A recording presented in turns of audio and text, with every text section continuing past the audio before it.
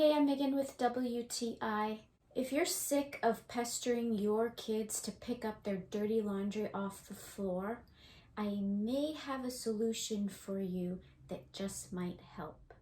This is the Fury Strike wooden basketball hamper to try to encourage my boys to pick up their laundry. I thought, what better way to do that than to make it a little fun for them.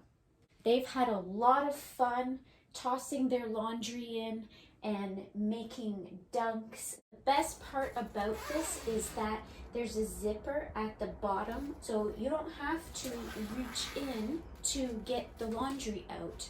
You can actually just unzip it from the bottom and it falls right into your laundry basket. How cool is that?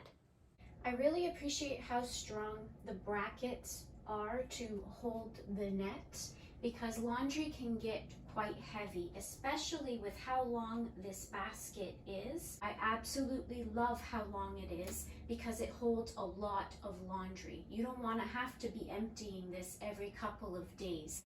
So while the bracket may lean slightly as it starts to fill and the basket gets heavy, you can tell that it's not pulling in any way that is going to cause the frame or the bracket to break.